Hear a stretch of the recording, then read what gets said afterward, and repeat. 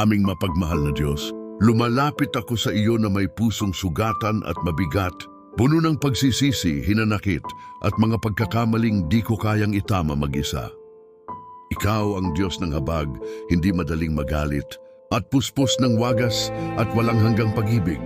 Patawarin mo po ako, Panginoon, sa mga sandaling lumayo ako sa iyo, sa mga salitang nakasakit, sa mga damdaming puno ng galit, at sa mga gawaing hindi naging kalugod-lugod sa iyong paningin. Hugasan mo ako ng iyong habag, balutin mo ako ng iyong biyaya, at panibaguhin mo ang aking puso upang lumakad akong muli sa landas ng kabanalan. Turuan mo akong magpatawad, kahit mahirap, kahit masakit, kahit hindi hiningi ng iba. Palayain mo ako sa bigat ng galit at sama ng loob, hindi dahil karapat-dapat sila, kundi dahil ako man ay pinatawad mo noon. Hipuin mo ang sugat sa aking puso. Pagalingin mo ang mga alaala ng sakit at itanim mo sa akin ang kapayapaang galing sa iyo. Ngayon sa iyong harapan, pinipili kong patawarin.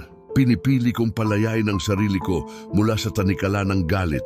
Dahil ang tunay na kapatawaran ay kapangyarihang nagliligtas, nagpapalaya at nagpapagaling.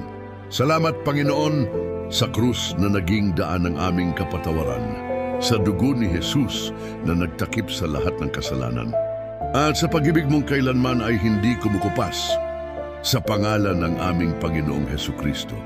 Amen.